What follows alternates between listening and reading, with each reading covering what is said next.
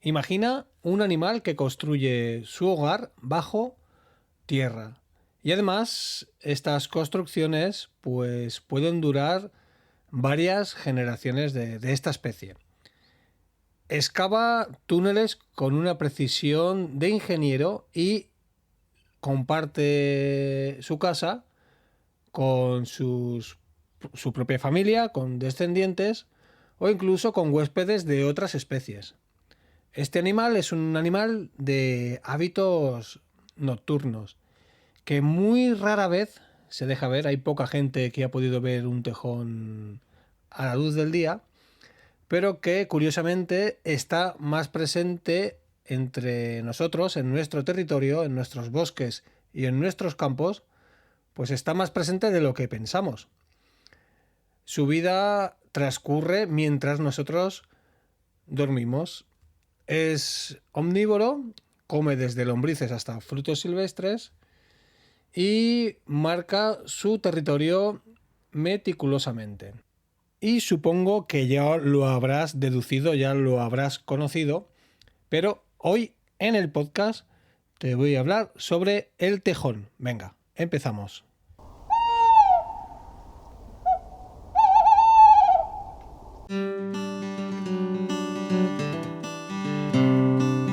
Muy buenas, naturalista. Estás escuchando Notas de Naturaleza, el podcast de naturaleza, ornitología y fauna salvaje de la península ibérica.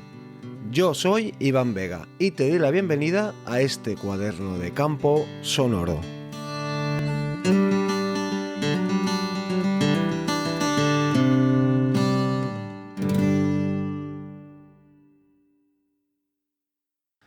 Muy buenas, naturalista, ornitólogo u ornitóloga y amante de la fauna salvaje, ibérica, por supuesto, en general. ¿Cómo estamos? Bienvenidos al podcast de Notas de Naturaleza. Mi nombre es Iván Vega, y soy un naturalista aficionado con muchísima curiosidad y que utiliza este mismo podcast como un cuaderno de campo sonoro. Y lo bien que me va, y lo bien que me funciona. Pues empezamos episodio. Hoy sí, el número 80, un número redondo. Episodio 80. En el episodio anterior, vamos a hacer un repasito. Pues el número 79, hablé sobre las no aves del año del 2025. Hablé sobre el gorrión alpino y el ruiseñor peche azul, dos aves que estuvieron nominadas a ave del año este año, junto con la ganadora, que fue el treparriscos, y que, bueno, pues yo creo que se merecían pues también una mención especial y hablar un poco sobre ellas. Y bien, en el episodio de hoy, el número 80, como ya te he dicho antes, te quiero hablar sobre el tejón, porque, bueno, incomprensiblemente todavía no había hablado de él en el podcast. Y sí que es verdad que hablo mucho en este podcast sobre aves, explico mucho sobre aves, comparto mucho sobre aves, pero últimamente pues no había hablado mucho sobre otro reino, como en este caso pues es el reino animal, los carnívoros. Y bien, pues ya me apetecía también eso, no hablar sobre aves. También he de decir que hablo poco sobre peces. La verdad es que no es un reino que me llame mucho la atención, la verdad. Y también hablo poco sobre reptiles y anfibios. Pero bueno, eso lo vamos a solucionar porque en los próximos episodios voy a grabar alguno sobre ellos. Y poco más. Antes de empezar el episodio, pues te voy a comentar dos cositas. Y la primera te la digo ya sin hacer ningún corte ni nada. Y es que esta semana ya hemos revisado nuestras cajas nido. Y además te voy a dar una idea. Esta semana hemos revisado nuestras cajas nido y de las 6 cajas nido que tenemos colgadas, solo de momento tenemos una en la que haya huevos. No sabemos los huevos que hay porque la hembra, la especie sí, es carbonero, Parus mayor, nombre científico, pero no sabemos cuántos huevos hay porque suele suceder que si la hembra está echada incubando, pues es que ni se mueve. Nosotros bajamos la caja rápido, la abrimos, la miramos, contamos huevos o pollos y la volvemos a subir rápido. Pues ya nos ha pasado varias veces y ya lo he visto yo también en otras cajas nido de otros compañeros, que tú abres para revisar, hay una hembra incubando y te mira, pero no se va, ahí aguanta. Y enseguida, pues lo que hacemos rápidamente es volver a subir la caja y ya está, aquí no ha pasado nada. Entonces, tenemos una caja nido ocupada por carbonero y la próxima vez que vayamos a revisarla, que será el fin de semana este que entra, no, el que viene, pues yo creo que ya o habrán pollos o por lo menos seguramente podremos contar huevos que estarán a punto de salir. Entonces, la idea es que, o el tip que voy a dar, el consejo que voy a dar, es que hasta ahora yo el registro de nuestras cajas nido lo llevaba en papel. Tenía una libreta que cada año pues apuntaba las cajas que estaban ocupadas y los diferentes días que se revisaban, pues lo que encontrábamos, pues la caja número tal, tal fecha, 6 huevos, la caja, esa misma caja, pues a las 2 semanas, tal fecha, 6 pollos recién nacidos o sin pluma. A las 10 días pues volvíamos, pues ahora hay 4 pollos y en la misma caja hay 4 pollos y están casi ya para salir del nido con pluma ya y volantones, porque 2 pues posiblemente pues habían sido depredados o habían muerto o lo que fuera. Y bueno, íbamos llevando así el registro. Pero compañeros de la Ruya vi que lo hacían de manera digital y me gustó la idea. Total, que he digitalizado así caseramente lo que serían los datos que recojo de las cajas nido y utilizo Google Keep, que es la aplicación de notas de Google. De tal manera que yo creo una etiqueta que se llama cajas nido y luego cada caja nido es una nota con la etiqueta cajas nido. Además hay una nota que es como el índice. Esto, ¿qué tiene de bueno? Pues que lo tienes online siempre. Entonces dentro de la nota puedes poner fotos. Yo subo las fotos que voy haciendo de cada año. Hago alguna foto o incluso la foto de el árbol donde está. Pues le escribo allí a mano la fecha de la foto y la subo en la nota. Luego en cada nota pues la voy escribiendo por años y además añado la ubicación, la geolocalización con Google Maps. O sea, en Google Maps pongo la chincheta donde está exactamente esa caja, me da un enlace y ese enlace lo agrego a la nota y la nota ya te hace como una pequeña tarjetita con la dirección. Total, que queda todo muy cookie, muy mono. Todo digitalizado y a la vez lo puedes ir actualizando en el momento que estás en el campo. No tienes que tomar notas en papel y luego cuando llegues a casa pasarlo, que esto podría ser tal vez lo más tedioso y lo que al final acabas por no hacer y se te queda ahí apuntado en el cuaderno de campo general todo. Así que bueno, he dedicado unos días a ir actualizándolo y ya lo tengo todo en Google Keep, en Google Notas, con la etiqueta cajas nido, le doy a esa etiqueta y ahí tengo pues el índice, las 6 cajas nido que tenemos y también tengo alguna nota de nidos que he ido descubriendo diferentes años naturales, que los he descubierto en huecos de árboles y en la medida de lo posible les he hecho un seguimiento también. Pues esto también lo tengo incluido aquí. Espero que la idea te haya resultado interesante y venga, pasamos a una noticia que te voy a comentar. Venga, pues la noticia que quiero compartir contigo o con vosotros y que me ha resultado muy interesante es que se ha hecho público hace unos días, creo, hace unas horas, la población actual de osos que hay en Pirineos, con datos de 2024 en Aragón, Navarra, Cataluña, Andorra y Francia. Y la asociación ADLO, que es la Asociación por la Defensa del Lobo y el Oso en el Pirineo, y que uno de sus fundadores estuvo durante 2 episodios del podcast aquí charlando conmigo, explicándonos pues lo que hacían y muchas cosas más interesantes, y hablando sobre todo pues de la especie del oso y del lobo. Pau, un saludo desde aquí, Pau, si escuchas el episodio, y que te recomiendo que lo escuches. Si no has escuchado este episodio, que pares ahora mismo, el episodio 80, y te vayas para atrás al episodio, que ahora te lo digo en un momento, o a los episodios número 62 y número 61. El lobo y el oso en Pirineos, charlando con Pau de Hazlo. Vale, pues una vez hecho esta pausa, pues sigo. Desde la web de la asociación y de sus redes sociales han creado una infografía pues contándonos un poco cómo está ahora mismo la población en Pirineos, con cifras, ¿vale? Y que yo te voy a explicar o te voy a desgranar un poquito aquí. Y bueno, pues nos dicen que actualmente en el Pirineo tenemos una población de 96 osos. De ellos hay 4 que no se sabe el sexo, es sin determinar. 45 machos y 47 hembras. Y hay 5 osos de los que no se tienen noticia. Están desaparecidos. Durante el 2024 hubo 13 camadas y 22 nacimientos. 22 osos nuevos.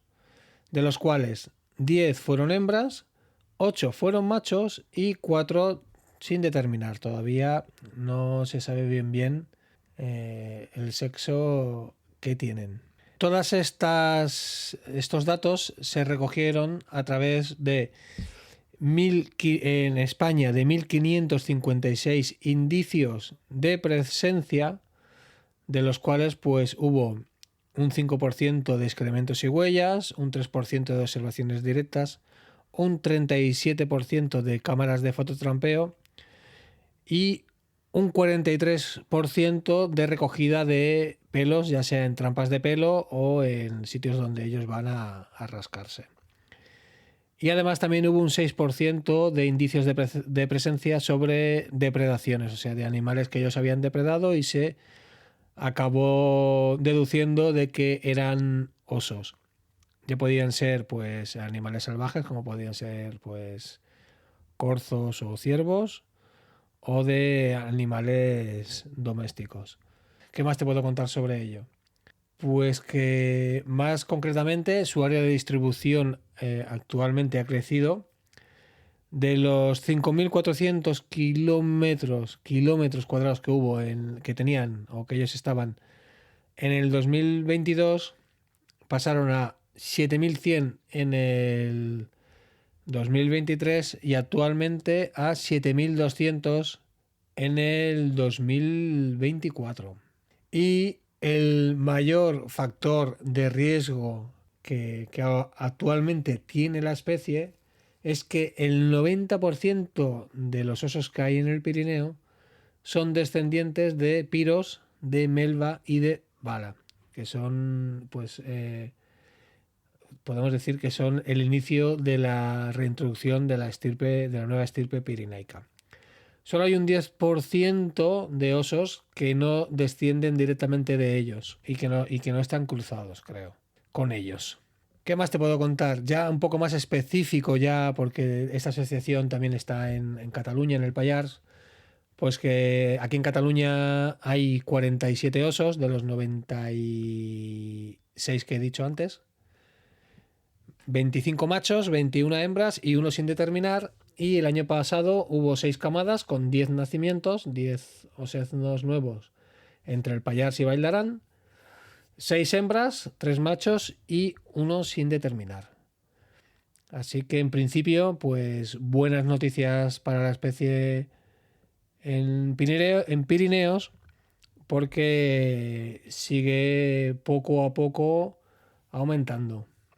Y algún dato más interesante de la noticia que publica Hazlo en su web, hazlopirineo.org, es en cuanto a las compensaciones por ataques y depredaciones en la ganadería. En el 2024 se destinó un total de 5.773 euros.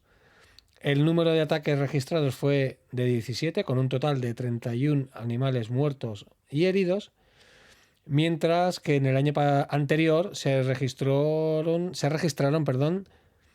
13 ataques, efectuando pagos por daños.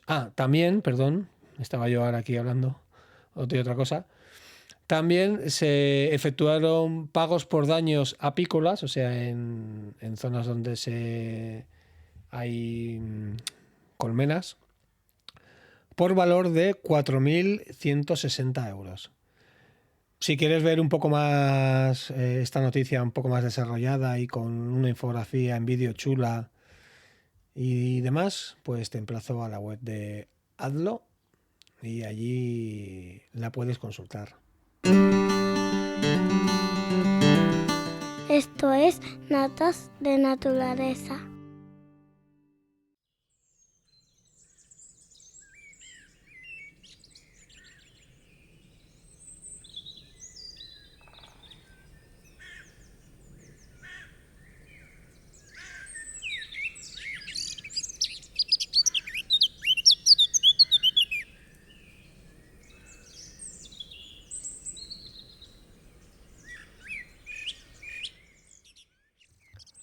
Esta semana quiero hablarte sobre uno de los habitantes más discretos, curiosos y sorprendentes de nuestros campos y bosques. Quiero adentrarme en la vida de un animal al que muy pocas veces se le ve. La verdad es que si has visto alguna vez un tejón, eres un afortunado. Yo puedo decir que lo he visto y lo he tocado, pero era trampa porque era un tejón improntado, es decir, un tejón que habían recuperado porque estaba al borde de la muerte cuando era un cachorro, y antes de dejarlo morir en un centro de recuperación de fauna, pues lo recogieron y el tejón pues parecía más un perrillo que un tejón, ¿vale? Y hasta se podía pues eso, pues tocar. Pero en estado salvaje es rarísimo de ver. Pero a su vez, pues está mucho más cerca de nuestras casas, de nosotros, de lo que imaginamos. Ya lo he comentado yo alguna vez por aquí, y es que yo he fototrampeado tejón a escasos 400, 500 metros de la ciudad. O sea que es un animal que está muy presente en muchos sitios. Como iba diciendo, es un animal nocturno, muy robusto y vive bajo tierra en laberintos subterráneos que él mismo construye con sus garras, con sus patas delanteras. Te estoy hablando, bueno, ya te lo he dicho, pero te estoy hablando del tejón europeo, nombre científico Meles meles. Es uno de los carnívoros más extendidos del continente de Europa y también de los más desconocidos, a pesar de eso, de que vive tan cerca nuestro, ya que pues su vida se transcurre básicamente por la noche y es cuando nosotros pues no estamos en el campo. Aunque ya te digo que si alguna vez pues durante el atardecer o el amanecer estás en el campo o en el bosque, pues podría ser que alguna vez tuviera la suerte de verlo. Yo nunca lo he visto en estado salvaje. Y bueno, pues en el episodio de hoy te voy a explicar un poquito más sobre él. Venga, y bueno, empiezo ya. El tejón, nombre científico Meles meles, pertenece a la familia de los mustélidos. Y es la misma familia que comparten animales tan distintos como las nutrias, las comadrejas o los turones. Y de hecho es el mustélido de mayor tamaño que podemos encontrar en nuestro país, en la península ibérica. Su aspecto es inconfundible, cuerpo robusto y bajo, o sea, no es muy alto, con patas cortas y fuertes, adaptadas con unas garras espectaculares en las patas delanteras para excavar. La cabeza es alargada y triangular y luce pues como una especie de máscara con dos bandas negras que cruzan los ojos sobre un fondo blanco. De hecho, pues esta máscara o su cara es una de las señas de identidad más conocidas de esta especie.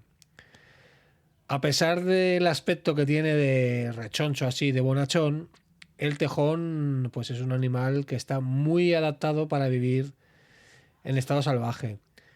Tiene unas potentes garras delanteras con las que cava con muchísima facilidad y ya sea para construir sus madrigueras, que son las famosas tejoneras, que pueden tener, pues eso, como he comentado antes, cientos de metros de galerías y pueden compartirlo con muchísimos individuos de una misma familia, incluso con otros animales.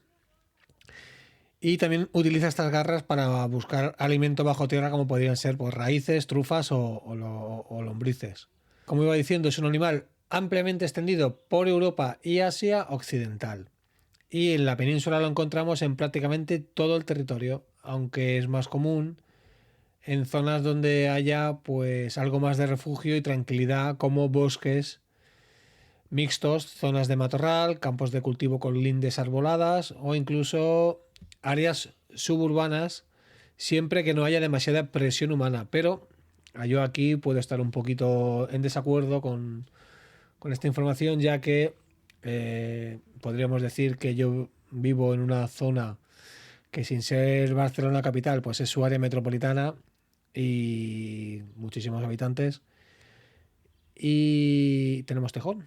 Sí que es verdad que tenemos mucha zona de bosque, con monte bajo, tenemos aquí comienza una sierra muy chula y tenemos mucho bosque y hay zonas en las que la gente pues no se mete tanto, pero hay presión y desde la pandemia en adelante pues muchísima más. Sí que es verdad que hace años ibas al campo y te cruzabas con 2 personas, ahora te cruzas con 20, pero bueno, tenemos tejón.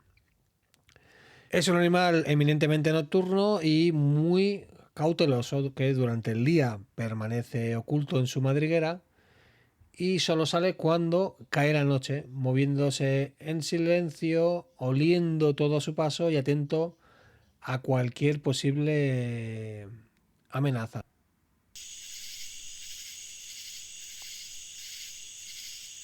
Y ahora te voy a hablar un poquito sobre su comportamiento y su biología.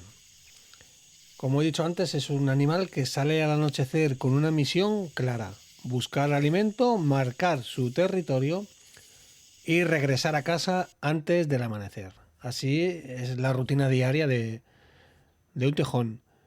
Su cuerpo mide aproximadamente entre 60 y 90 centímetros y está diseñado para la vida subterránea. Tiene una musculatura muy potente, sobre todo en las patas delanteras, que utiliza como una excavadora natural. Sus garras largas y curvadas le permiten cavar en tierra dura con una eficacia impresionante. Además, la cabeza es estrecha con el hocico prominente, perfecto para husmear el suelo en busca de lombrices, su principal manjar. Y es que, aunque pertenece al grupo de los carnívoros, el tejón es claramente un animal omnívoro. Su dieta es muy variada y flexible, y puede comer desde lombrices y escarabajos hasta frutos secos y raíces, y también pues no hace ascos a pequeños mamíferos y huevos de aves que anidan en el suelo. E incluso también, pues si se presenta la oportunidad, puede comer carroña, puede comer algún animal muerto. Esta capacidad de adaptación le ha permitido sobrevivir en hábitats muy distintos. Y una de las cosas que más llaman la atención de esta especie no es lo que come, sino en cómo vive. Es un animal muy social, o al menos en parte, Y en muchas regiones los tejones viven en pequeños grupos familiares formados por varios adultos y sus crías que comparten una misma madriguera, perdón. O como más conocida, o como su nombre más conocido, como tejonera, que es una auténtica obra de ingeniería natural.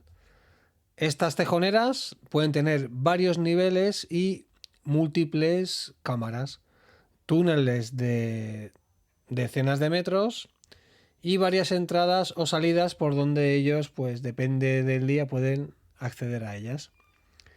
Además, algunas de esas tejoneras han estado en uso durante siglos. Ojo aquí el dato, ampliándose generación tras generación. Y en el interior de estas tejoneras, pues los tejones construyen cámaras donde duermen y otras que usan para almacenar material seco que les sirve de cama. Aunque pues los tejones suelen tener estos hábitos bien marcados, no todos los tejones son igual de gregarios, igual de familiares. En zonas más áridas o con más escasez de alimento, pues también es común de encontrar tejones que viven de manera más solitaria. Lo que igualmente no cambia es su costumbre de que son animales súper limpios que utilizan letrinas comunes alejadas de la madriguera para mantener su hogar libre de olores y parásitos. En el mundo del rastreo, pues es, aparte de la huella del tejón que marca 5 dedos y cuando son delanteras las uñas clavadas en el suelo, las huellas de tejón son muy fáciles de reconocer y muy características. Otra de las cosas que puede ser fácil de encontrar son las letrinas. En cuanto a su reproducción, encontré información en la que me cuenta que la naturaleza les ha dotado de una estrategia bastante curiosa, y es que la cópula puede darse en distintas épocas del año, pero el embrión no se implanta en el útero hasta que las condiciones son las adecuadas. Esto es una implantación en diferido y las crías suelen nacer entre enero y marzo, cuando la madre puede cuidarlas en el interior de la tejonera protegidas del frío exterior. Las crías nacen ciegas, con una fina capa de pelo blanco, y no salen al exterior hasta cumplir unos 2 o 3 meses, pues ya de cara a la primavera. Es entonces cuando estos animales empiezan a explorar el mundo exterior, siempre cerca de la seguridad de su hogar. Venga, y ahora te voy a contar alguna curiosidad sobre la especie, aunque ya te la he presentado un poco más anteriormente, pero te lo voy a desarrollar un poco más. Y es que esta especie, bajo su apariencia tranquila y su vida tan discreta, pues esconde comportamientos y adaptaciones que están muy chulos.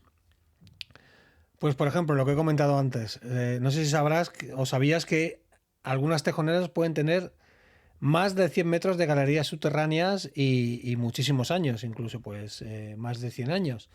Son auténticas ciudades bajo tierra, con cámaras diferentes para dormir, otras para descansar en verano, zonas ventiladas y sistemas de escape, y no es raro, que ya lo he comentado antes, de encontrar madrigueras compartidas entre varias generaciones o entre incluso distintas especies.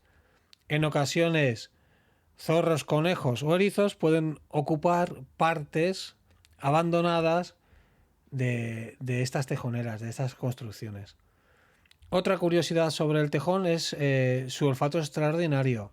El tejón detecta olores a muchísima distancia y también los utiliza para orientarse, para encontrar alimento y para identificar a otros miembros de su grupo familiar. De hecho, el sentido de su olfato es tan agudo que se considera igual o superior al de muchos perros rastreadores. Además, el tejón tiene un comportamiento de higiene muy refinado. Como te he contado antes, usa letrinas comunitarias, que estos son pequeños hoyos que excava cerca de los límites de su territorio, donde pues va allí a defecar de forma regular. He dicho cerca de los límites porque los alejan de su madriguera, pero no salen de su territorio. Estas marcas olfativas no solo ayudan a delimitar su zona, sino que también transmiten información sobre su sexo, su edad o el estado reproductivo del individuo.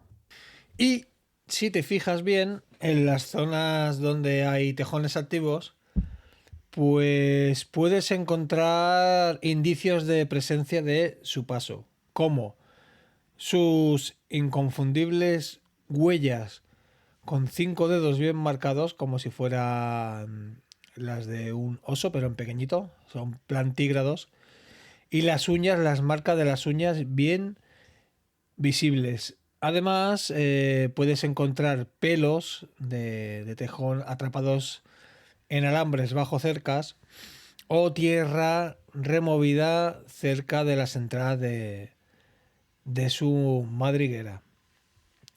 En cuanto a su relación con el hombre, con los humanos, pues el tejón siempre ha estado presente en el folclore y la cultura popular de muchas regiones. En algunos lugares se le ha considerado un símbolo de sabiduría y de tenacidad, mientras que en otros sitios, por su vida subterránea y nocturna, se le ha asociado con lo oculto y el misterio. Y por último, pues te puedo decir como última curiosidad que los tejones que viven en zonas más frías pueden llegar a hibernar parcialmente.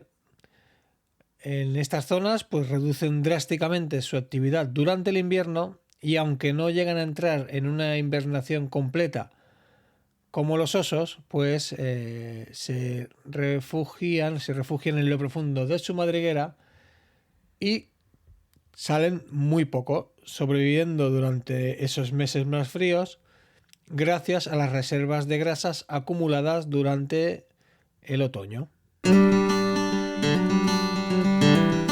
Esto es Notas de Naturaleza.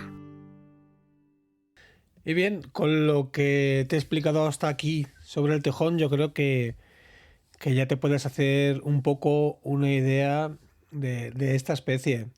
Tampoco quiero profundizar mucho más, simplemente pues era una pequeña introducción sobre él. No había hablado nunca del tejón así tan centrado en la especie en el podcast y lo tenía allí en la checklist de hablar alguna vez o dedicarle alguna vez a algún episodio. El tejón pues es uno de esos animales que pasan bastante desapercibidos, pero que viven junto a nosotros, o sea que su presencia o su distribución en la península ibérica pues es total, está casi en todo el territorio y vive muy cerca de nuestras casas. Es un habitante de nuestros paisajes que, aunque muy rara vez se deje ver, pues ahí lo tenemos. Ya sabes, la próxima vez que salgas al campo, fíjate bien porque puedes encontrar una tejonera, una entrada a una tejonera, o en zonas donde haya fango o donde haya arena, ¿no? El terreno, el sustrato sea más arenoso, pues también te puedes encontrar una de sus características huellas con 5 dedos bien marcados y las uñas clavadas allí. Te invito a compartir este episodio con cualquiera de tus contactos que tú creas que esta especie le puede hacer gracia o le puede gustar. Vamos a dar por finalizado el episodio. Si te ha aportado algo, te ha gustado, simplemente te ha entretenido, para mí ya habrá valido la pena. No voy a alargarme ahora mucho más, porque siempre digo lo mismo al final y esto se alarga mucho. Como te he dicho, comparte el episodio con tus amigos o familiares, valora este episodio en Spotify, en YouTube, en iVoox, y coméntame también por allí y me puedes dejar, pues si has tenido la suerte de poder haber visto alguna vez un tejón salvaje con vida. Para cualquier sugerencia o recomendación, pues ya sabes, en todas mis redes sociales como Ola Iván Vega, al correo olaivanvega@gmail.com o por Telegram. Y como siempre digo, para finalizar, ya sabes, aprovecha tu tiempo, sal a la naturaleza y nos vemos en el campo naturalista.